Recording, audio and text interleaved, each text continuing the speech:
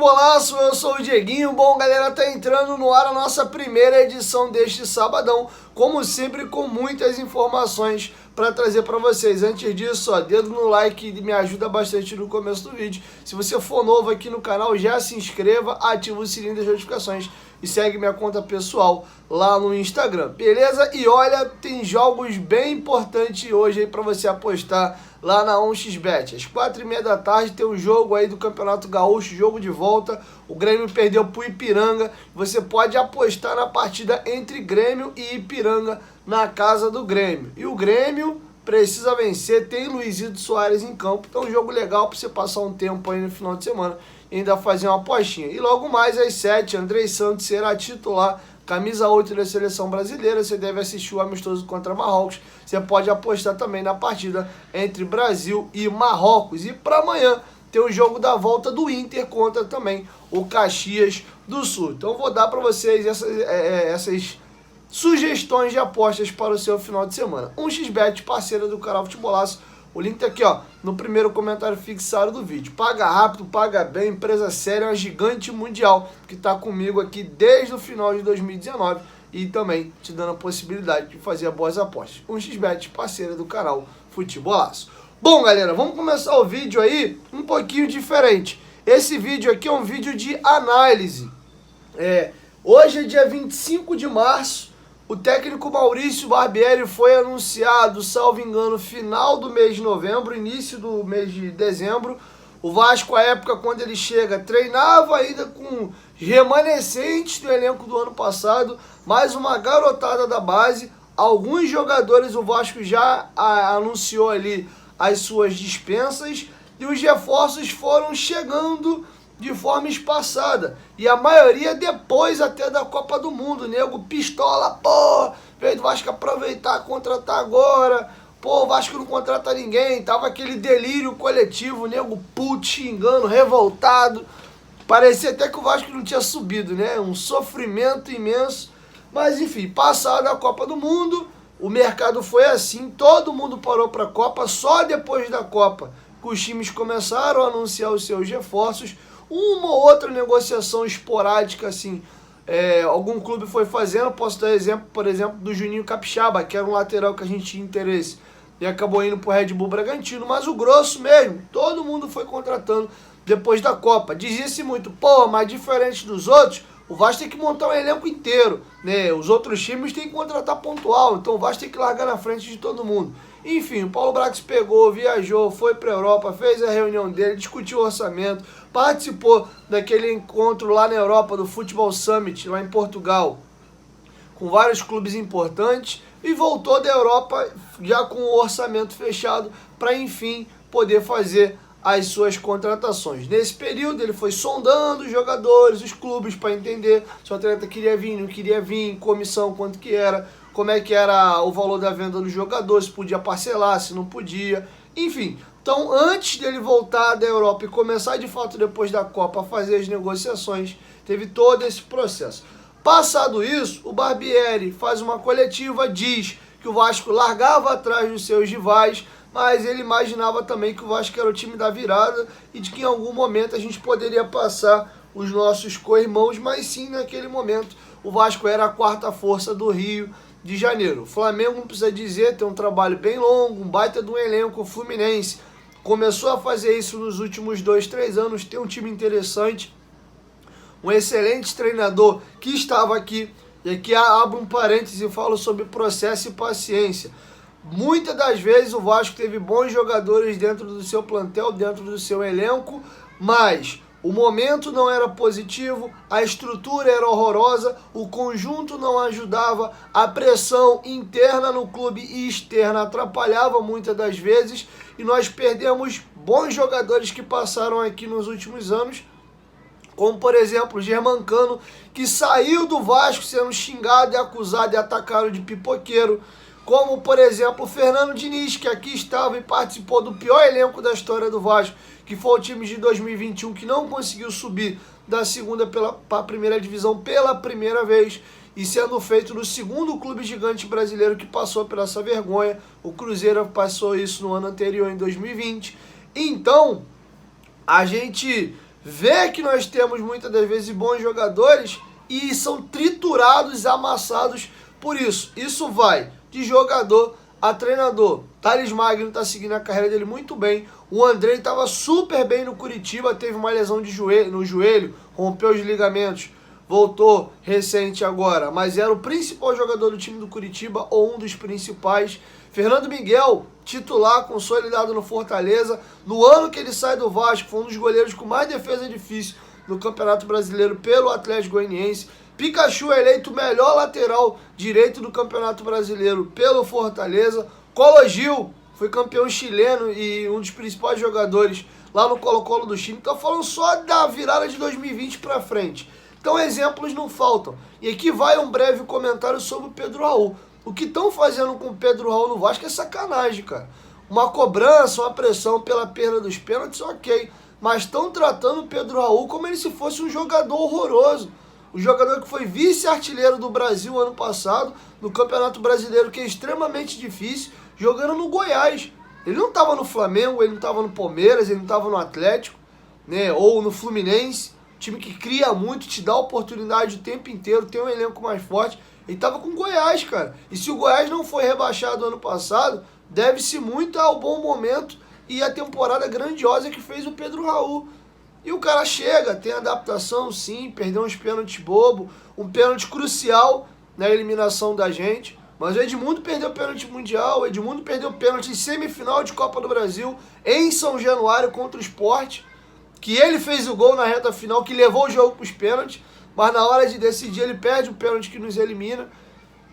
E aí a gente, agora o Pedro Raul não presta, as cobranças podem acontecer. Pô, o Pedro Raul precisa ser mais decisivo na hora dos jogos grandes. Tudo isso são questões válidas, mas estão tratando o Pedro Raul como se ele fosse uma porcaria. Eu já vi gente dizendo que ele tem que ir pro banco, vai ter que contratar um jogador para pôr ele no banco. Pô, era melhor então ter o Raniel, que o Raniel fazia os seus golzinhos e batia bem pênalti. É sério, cara? Então assim, é cada coisa que a gente lê aqui nos comentários que assusta.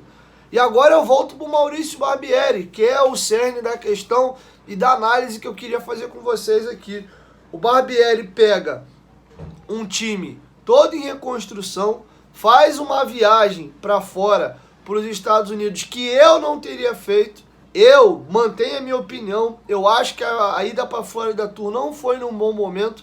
Eu faria no ano que vem, com um time mais ajeitado, um time legal. Aí tu vai fazer um amistoso contra o River Plate, tu ganha, empata, né? O jogo é bem parelho. E aí você fala, pô, irmão, o Vasco tá competindo internacionalmente. Quem for ver o jogo do River Plate vai ver o Vasco e fala, pô, o time é bom, hein? Então, muda. A gente poderia ter tomado uma goleada, não pelo jogo, tá? Acho que o placar de 3-0 foi até mentiroso. Mas pro que o River tem de time e pro que o Vasco tinha naquele ano, eu pensei que o Vasco ia tomar 4, 5, 6, tomar uma atropelada. Porque se vocês pegam um time que vai a campo contra o River Plate, um time muito fraco. Muito fraco. E, inclusive, mal fisicamente. Porque o time estava começando o ano ali. Então, achei muito arriscado. Jogamos mal pra caramba contra o Inter de Miami. O placar de 3-0 foi mentiroso. O Vasco jogou melhor contra o River do que contra o Inter de Miami. Mas, enfim, foi assim que o Barbieri recebeu o trabalho. Um elenco inchado, cheio de moleque, porque os reforços não estavam chegando ainda e precisava se treinar. E sabia que ia dividir o grupo para ficar uma galera para jogar os jogos do Expressinho. Se você pega a classificação da Taça Guanabara, se o Vasco vence aquele jogo com o time titular contra o Volta Redonda, ele teria sido campeão da Taça Guanabara. Ou se a galera do Expressinho pelo menos tivesse vencido um de seus jogos, ou os dois jogos, e com o time titular, o Vasco teria vencido o Madureira e teria vencido o Audax. Então daria para ter sido campeão da Taça Guanabara, que talvez teria mudado o cronograma. O Vasco pegaria o Volta Redonda na semi, passaria e agora pegaria um Flamengo ou um Fluminense já na final, né? Sem a pressão da eliminação também na semi e ganhando mais essa semana de limbo que está aí, porque as finais do Carioca só começam na outra semana. Poderia ter mudado todo o contexto, mas enfim, decisões tomadas, e foi assim que o Barbieri teve que trabalhar. Muito rapidamente ele conseguiu achar um time. Os dois laterais do Vasco foram ótimos reforços, vem atuando muito bem. O Léo muito bem também, voando. O Capasso, que veio para ser titular, ele estreia durante o jogo contra o Flamengo, no jogo da vitória por 1-0 do gol do Puma Rodrigues. O Capasso tem esse jogo, tem o jogo do Bangu, aí acaba a Taça Guanabara. Tem os 2 jogos das semifinais e o jogo do ABC. Ele tem 4 jogos inteiros e metade de um jogo. O Capasso fez bons jogos pelo Vasco. Ele cometeu 2 erros grotescos. Numa saída de bola infantil, que nunca mais na carreira ele vai fazer aquela besteira, e fez num clássico, inclusive na melhor partida que ele teve com a camisa do Vasco, na minha opinião, foi justamente no dia que ele cometeu essa falha grotesca e não se abateu, e depois um pênalti infantil, né, contra o Flamengo também no jogo de volta, que era só ter cercado, ele deu o carrinho, ainda tem uma discussão se foi dentro, se foi fora, mas enfim, ele fez a falta que foi marcado o pênalti, e ali acabou o jogo, né? O Vasco estava em cima, não fazia o gol. Quando sai aquele 2-1, teria que fazer mais 2 gols ali com 10, 12 minutos de jogo. A Inês então ficou morta com aquela penalidade. Mas foi assim que o Barbieri foi montando o time. O Rodrigo é um jogador que não se contava, foi cavando espaço dentro do time. O Orelhano, que foi a principal contratação para a temporada, o jogador que o Vasco mais investiu, teve 2 contusões. Uma ainda lá na Florida Cup, quando ele volta, o time vai jogar o Carioca, ele nem joga, e depois ele mal volta a atuar. Já tem outra lesão muscular e fica fora. E o Peck acabou sendo o mais utilizado. Tem toda uma montagem, um encaixe, e muito se elogiou que o Vasco tomou cara de time muito rápido. Por exemplo, hoje, eu considero o Vasco já a terceira força do Rio. O Vasco já está à frente do Botafogo, na minha opinião, por desempenho, por jogos, vencemos eles. Acho que o próprio elenco do Vasco hoje já é melhor que o elenco do Botafogo e muito rápido. O Botafogo, que está na terceira fase da Copa do Brasil, cagou 1 quilo para passar do Sergipe na primeira fase. Poderia ter caído até antes da gente. Fez um gol já com o cronômetro estourado, quase 1 minuto além do tempo. Achou um gol contra o Sergipe numa atuação catastrófica. O Botafogo está jogando a Taça Rio, já empatou o jogo de ida contra a Portuguesa por 0-0. Teve a oportunidade de vencer na última rodada e se classificar. Perdeu para a Portuguesa, que agora empatou com a mesma Portuguesa por 0-0. Então você vê que o Barbieri conseguiu dar uma cara muito rápida para o time do Vasco. Nós tivemos aí dois episódios muito marcantes e muito ruins. Que um mudou até a classificação e o outro, né, arrebentou a temporada e acho que está formando muito a opinião da torcida do Vasco. Foi um jogo horroroso contra o Volta Redonda, que o Léo Pelé parecia que ele era o camisa 10 do time, o meio-campo do Vasco não existia, o Vasco não conseguia criar e o Léo estava igual um desesperado tentando armar o time por trás. E o Vasco toma 2 contra-ataques ali, acaba tomando os gols, diminui o placar, o Pedro Raul tem a oportunidade de empatar, perde o primeiro pênalti dele, e um pênalti também importante, porque era um confronto direto, você tiraria 2 pontos do Volta Redonda e te acrescentava mais um na soma dos placares, talvez aquele gol saindo logo no começo, talvez o Vasco conseguisse até virar o jogo, mas enfim, foi um jogo muito ruim. E outro jogo muito ruim do Vasco foi o jogo do ABC, esse foi disparado o pior jogo do Vasco, que custou uma classificação. Num período onde o Vasco veio também de um monte de jogo trepado um em cima do outro e que na semana da eliminação para o Flamengo e do ABC, o Vasco jogou segunda contra o Flamengo, quinta contra o ABC e domingo contra o Flamengo. Então foi 7 dias, 3 jogos a serem jogados. E aí a conta contra o ABC ficou muito pesada, porém no domingo a resposta foi muito acima. Eu e todo mundo que saiu do estádio e vendo a opinião dos torcedores, a gente imaginava que o Vasco seria atropelado pelo Flamengo domingo.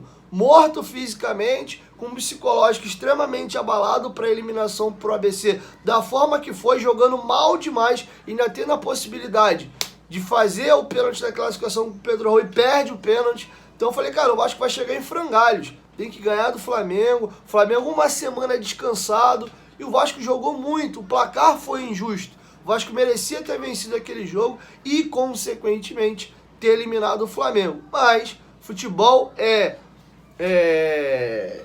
aproveitamento, né? quem teve a oportunidade foi lá e fez, o Flamengo não tem nada a ver com isso. Tanto que a torcida xingava o Vitor Pereira, chamava ele de burro, vaiava o time e acabaram ainda assim fazendo gol. Enfim, naquele dia deu tudo muito certo para eles. O Vasco cometeu várias falhas individuais nesses dois confrontos. O erro de não ter colocado o Rodrigo no primeiro jogo foi gritante. O Arrascaeta teve liberdade demais. O Capasso dá um gol infantil. O Vasco toma o gol da vitória do Flamengo, do Fabrício Bruno. Primeiro numa falta boba do Figueiredo, que não tinha necessidade nenhuma. Depois uma falta batida na área, que tem a discussão se o Léo Jardim deveria ou não deveria ter saído. Mas ainda assim o Puma Rodrigues para, fica olhando. E o Fabrício Bruno entra sozinho nas costas dele. E não precisa nem subir para cabecear. Ele só ajeita a cabeça e faz o gol. Então o Vasco acabou pecando por erros individuais e por falta de ser mais contundente na hora que teve as oportunidades no jogo da volta. E poderia perfeitamente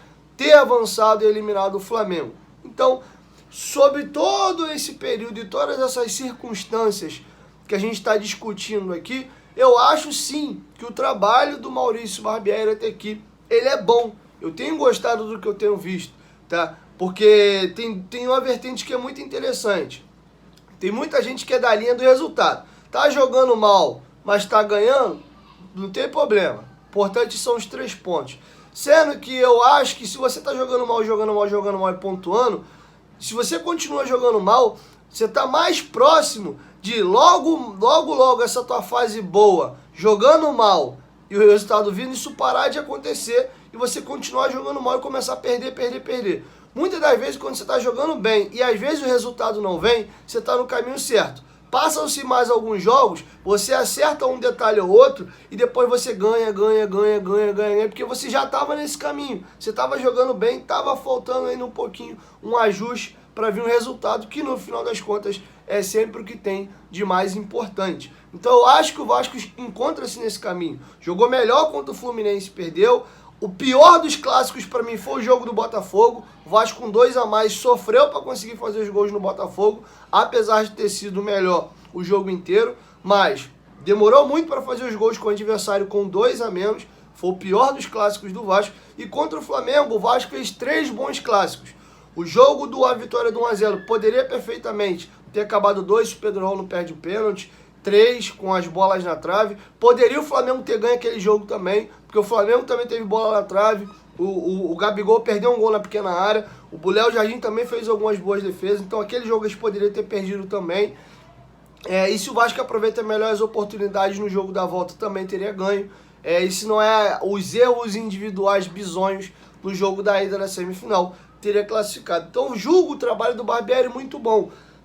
Tem coisas para acontecer? Tem, mas eu acho que é mais peça para chegar do que propriamente ajuste de trabalho por parte do Barbieri. Pede-se muito 10, um ponta de um nível maior pelaquele lado esquerdo ali para dar um desafogo, um primeiro volante para revezar com o Rodrigo. Então acho que falta mais peça do que propriamente trabalho. Eu acho que sim, o trabalho do Barbieri é muito bom e eu tô com uma boa expectativa para esse campeonato brasileiro. Bom, galera, então é isso. Essas eram as informações que eu tinha para trazer para vocês nesse vídeo. Logo mais na parte da tarde, 5 e pouco, eu chego com a nossa segunda edição. E lá por volta de 10 e alguma coisa, eu venho com a nossa terceira, tá bom? É isso. 1, 2, 3, futebolaço, tamo junto, família. Qualquer momento, de volta, mas tamo junto. Valeu, fui!